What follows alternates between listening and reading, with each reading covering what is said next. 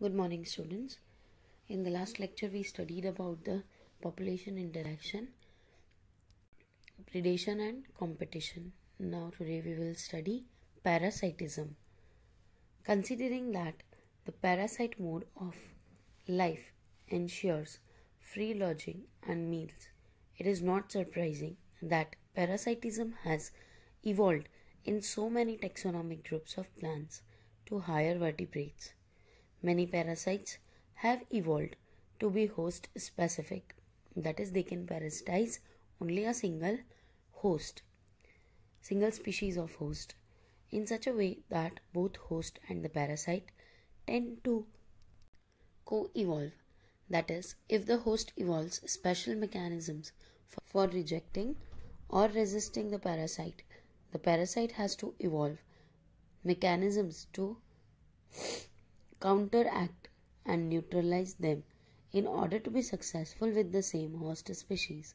In accordance with their lifestyle, parasite evolved special adaptations such as the loss of unnecessary sense organs, presence of adhesive organs or suckers to cling on the host, loss of digestive system, high reproductive capacity.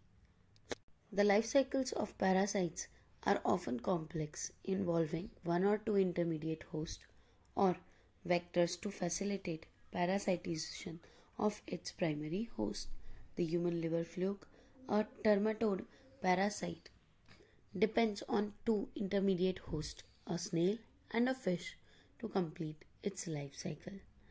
The malarial parasite needs a vector mosquito to spread to the other host. Majority of the parasites harm the host. They may reduce the survival, growth and reproduction of the host and reduce its population density. They might render the host more vulnerable to predation by making it physically weak. Do you believe that an ideal parasite should be able to thrive within the host without harming it? Then why didn't natural selection lead to evolution of such totally harmless parasites? Parasites that feed on external surface of the host organism are called ectoparasites.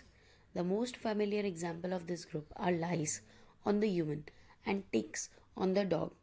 Many marine fish are infested with ectoparasitic copepods. Cuscuta, a parasitic plant that is commonly found growing on the hedge plant, has lost its chlorophyll and leaves in the course of evolution. It derives its nutrition from the host plant, which it parasitizes. The female mosquito is not considered as a parasite, although it needs our blood for reproduction. In contrast, endoparasites are those that live inside the host body at different sites: liver, kidney, lungs, red blood cell, etc. The life cycle of endoparasites are more complex because of their extreme specialization. Their morphological and anatomical features are greatly simplified while emphasizing their reproduction potential. Brood parasitism in birds is a fascinating example of parasitism in which the parasitic bird lay its eggs in the nest of its host and let the host incubate them. During the course of evolution, the eggs of the parasitic bird have evolved to resemble the host egg in size and color to reduce the chances of host bird detecting the foreign eggs and ejecting them from the nest.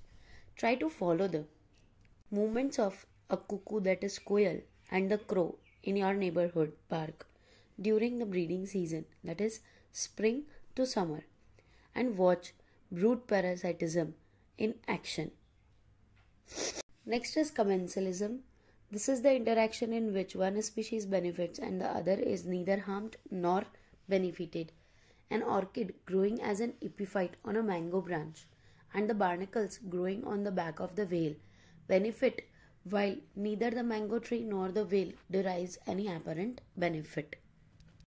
The cattle egret and grazing cattle in close association is a sight you are most likely to catch if you live in a farmed rural areas. It is a classic example of commensalism. The egrets always forage close to where the cattle are grazing, because the cattle, as they move, stir up and flush out the insects from the vegetation that otherwise might be difficult for the egrets to find and catch. Another example of commensalism is the interaction between sea anemone and the clownfish. Sea anemone has stinging tentacles and clownfish lives among them. The fish gets protection from the predators which stay away from the stinging tentacles. The sea anemone does not appear to derive any benefit by hosting the clownfish. Next is mutualism. This interaction confers benefits on both the interacting species. Lichens represent an intimate mutualistic relationship between fungus and a photosynthetic algae or cyanobacteria. Similarly, mycorrhiza are associates between fungus and the roots of hair plants. The fungi help the plant in absorption of essential nutrients from the soil, while the plant in turn provides the fungi with energy-yielding carbohydrates. The most spectacular and evolutionarily fascinating examples of mutualism are found in plant-animal relationships. Plants need the help of animals for pollinating their flowers and dispersing their seeds. Animals obviously have to pay fees for the service, and plants expect from them. Plants offer rewards or fees in the form of pollen and nectar for pollinators and juicy and nutritious fruits for the seed dispersers. But the mutually beneficial system should also be safeguarded against cheaters. For example, animals that try to steal nectar without aiding in pollination. Now, you can see why plant and animal interactions are often evolved in co-evolution of the mutualist, that is, the evolution of flower and its pollinator. Species are tightly linked with one another. In many species of fig trees, there is a tight one-to-one relationship with the pollinator species of wasp. It means that a given fig species can be pollinated only by its partner wasp species and no other species.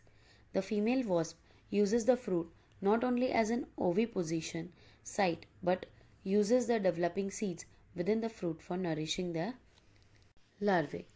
The wasp pollinates the fig inflorescence while searching for suitable egg-laying sites. In return of the favor of pollination, the fig offers the wasp some of its developing seeds as food for the developing wasp larvae. Here is the mutual relationship between fig tree and wasp. Fig flower is pollinated by wasp and wasp laying eggs in its fig fruit. Orchids show a bewildering diversity of floral patterns, many of which have evolved to attract the right pollinator insect, bees and bumblebees, and ensure guaranteed pollination by it. Not all orchids offer rewards. The Mediterranean orchid of Ophrys employs sexual deceit to get pollination done by a species of bee. One of the petals of its flower bears an uncanny resemblance to the female of the bee in size, color, and markings. The male bee is attracted to what it perceives as a female, pseudocopulates with the flower, and during that process is dusted with the pollen from the flower. When this same bee pseudocopulates with another flower, it transfers pollen to it and thus pollinates the flower. Here we can see how co-evolution operates. If the female bee's color patterns change even slightly for any reason during evolution, pollination success will be reduced unless the orchid flower co-evolve to maintain the resemblance of its petal to the female bee. Here is the orchid and the humble bee which attaches to the petal of the flower, assuming that it is the female bee and comes for the copulation, but it results in the pseudo copulation and it unknowingly pollinates the flowers of the plant. This was all about chapter number 13, organism and its population.